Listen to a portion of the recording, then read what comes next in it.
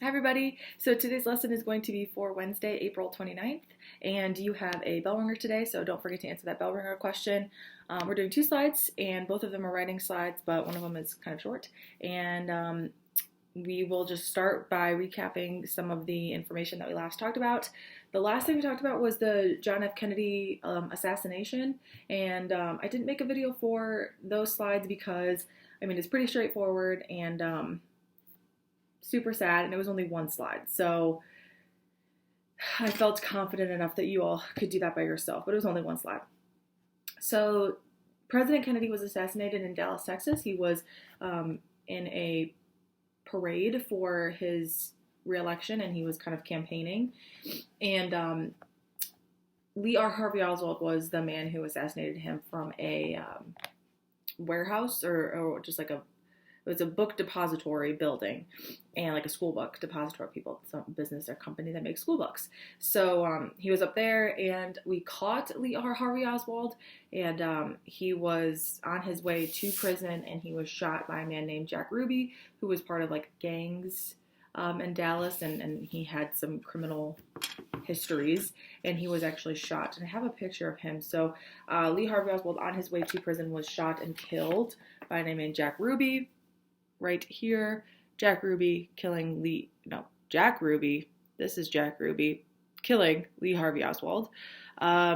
This first picture right here, this is the initial kind of like attack here. So we have the Jackie, and then President Kennedy, and then after he was shot, she responded in, I guess, the best way that she knew how. It's something like that. You don't know how you're going to respond. You don't know how you're going to act. And she started like kind of scooping up his brains, really. So, you don't know how you're going to respond to something like that. You'll also see that people in the front we have like he was the governor of Texas, and he was also shot. There he is. So we have some people in the front, a couple rows here that were shot. Like the bullet just kind of went through President Kennedy and then hit the people in the front seats. This is his funeral. It's so sad. His two kids. We have Caroline Kennedy and John Jr. And then this is Bobby Kennedy, his brother, and Ted Kennedy, his other brother. And then that's the seat that where he was shot. So the Kennedy has been killed. The president has been killed. President Kennedy has been killed. And our next president is Vice President Lyndon B. Johnson, who is super, super intense and very serious, and he likes to get his way. Just kind of like polar opposites of President Kennedy. So we have a new president, and the country is, mourning that. Obviously, it's always sad when you lose the leader of your country. And we are going to continue to start talking about the Cold War, but other conflicts. So when we think about the Cold War, we think about mainly just the United States and the Soviet Union, which is a big thing. We have that threat of nuclear war, and that's a very serious issue. But we are in world studies, and so there's a lot of other things that are going to happen around the world. So our first slide today, slide number 30, other Cold War conflicts, Egypt. So we have... This should look familiar. We've talked about this before. The Suez Canal. Okay, so when we were in American history, we talked about the Panama Canal, which is in Panama, and it's faster travel times. It's a canal you can just go through instead of going all the way around South America. You can just go through it and then go wherever you need to go. Well, Suez Canal was first, and that is in Africa. And Africa is a large continent, is massive. When we talked about this in Unit 2, the Suez Canal is going to be a huge thing for trade, right? For people traveling to wherever they need to go. Like, that is a huge thing to have now, so you don't have to go all the way around Africa. Well, we also talked about that you want to control the Suez Canal. You and your country, you want to be the one that controls the Suez Canal, because that means that you have control of what goes through the Suez Canal, and you can tax people. So you can say, like, okay, if you're going to transport all of your goods through the Suez Canal, like, I get 10% of them, right? So, like, just as a thank you for letting you use something that I have control of. So you want control of the Suez Canal. So at this time, this is 1956, we have a conflict between basically the Allies and the Soviet Union. So Egypt has control of the Suez Canal, And that makes us very angry.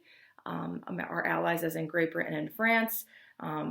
Great Britain, France, and Israel. Remember, we are friends with Israel because we kind of gave Israel to all the Holocaust survivors, and we're basically like, you just experienced something awful. Like, here's a safe state for you to live. But we created Israel, and Palestine was there. So there's lots of problems with that, if you remember when we talked about that. But anyway, Britain, France, and Israel attacked Egypt. The Soviet Union threatened to fight on Egypt's side. So now we have a little conflict with Egypt because, they have control of the Suez Canal, but being the allies, and having a history of controlling the Suez Canal, we aren't friends with Egypt at this time. And that makes us scared, and we're a little stressed because a non-ally has control of a territory that we want control of. So we have a little skirmish with Egypt, and then the Soviet Union gets involved. And they're saying, oh, okay, hello, allies. If you want to have control of this area, you're going to have to go through me. And it's like, oh, dang it. Like, why did the Soviet Union have to get involved? We were kind of handling this the best that we could, and now the Soviets are involved. Afraid of a larger war, the United States quickly demanded that its Western allies halt their attack, and the conflict came to an end. This could have gotten very serious because the Soviet Union, being involved now, has nuclear weapons and is getting closer and closer and closer to developing a hydrogen bomb, right? We also know that eventually they're going to have, we're going to be in a space race with the Soviet Union, and which we'll talk about more, but that's a very scary thing for us. We are now in another conflict. We already have this arms race and all that stuff, probably this tension between the Soviet Union, and now they're involved with something in Egypt, and that's scary for us, right? Like, that's okay. This could get very serious now. There's a real thing that we're fighting over, and that's the Suez Canal. So before it was like threats and intimidation, and it's a Cold War, and it's communism versus capitalism, and dictatorships versus democracies. But, this is a real physical thing that we're fighting over. It's the Suez Canal, and so it can get very serious very quickly, and that's scary.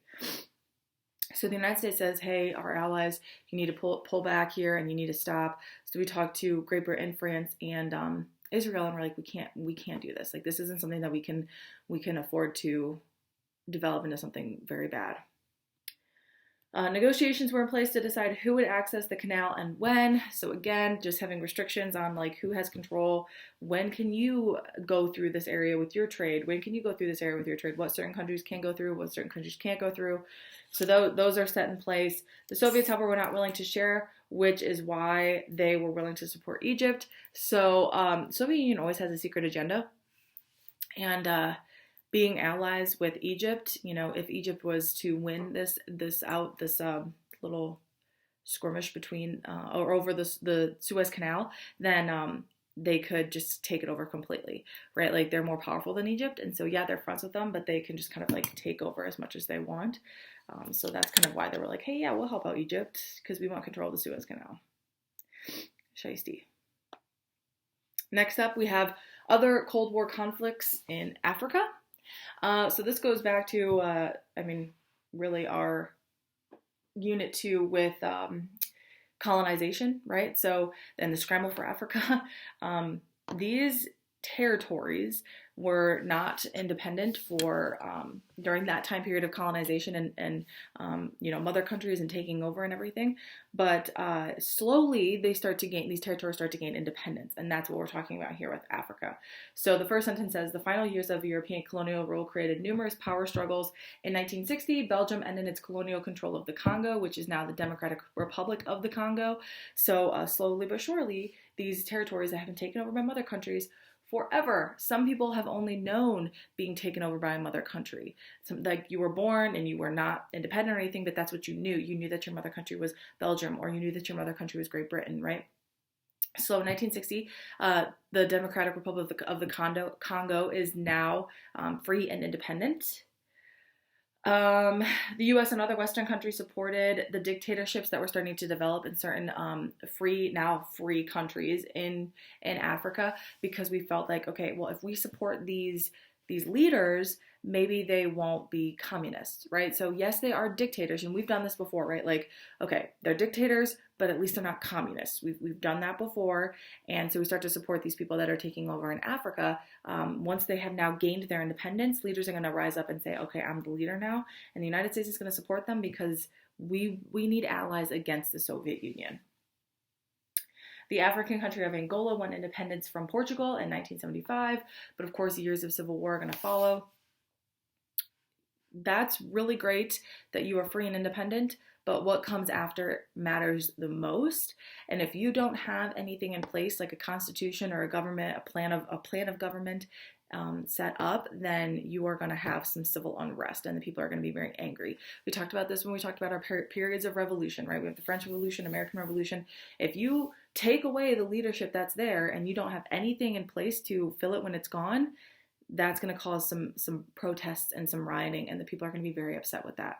So these countries in Africa, some of them have never been independent. Some of them, like I said, have only known being taken over by a mother country. So when you now don't have that mother country, which we've talked about before, when you now don't have that mother country in charge or leading you or telling you what to do or being in charge of your train or your economy, you're going to struggle. And the people are going to be very, very upset, and it's going to take some time, right? Like, you don't know how to do this because you've never been free and independent before. Many countries sought to avoid being caught up in this worldwide rivalry between superpowers. So the reason why it's a rivalry between superpowers is because you have all of these countries in Africa, and it's kind of like a domino effect, right? Like, once one of them starts to get independence, then the other one wants independence, right? Which rightfully so. These people have been taking over for a decade. I mean, so long. So you know, a lot of people didn't want to get involved in this. A lot of the superpowers didn't want to get involved in this, and we kind of like looked the other way because we have a Cold War with the Soviet Union right now. We just had our issue with the Suez Canal. By this time, for a lot of these countries, the United States president was just assassinated. So a lot of the times, like, we would put out our support for the leader, but it's not like we were like sending troops or anything to fight for their independence because we have other problems to deal with. And I don't know what would have been the right decision. Like, should we have helped these countries in Africa, or should we just moved on and it kind of ignored them and looked the other way because we're dealing with potentially the threat of nuclear war? However, it could have been helpful for us to get involved because they could have been our friends, right? Like, if we have a lot of countries that are our friends in Africa against the Soviet Union, that's going to be super helpful for us because we want friends that side with us against the Soviet Union. So, I mean, there's pros and cons for sure.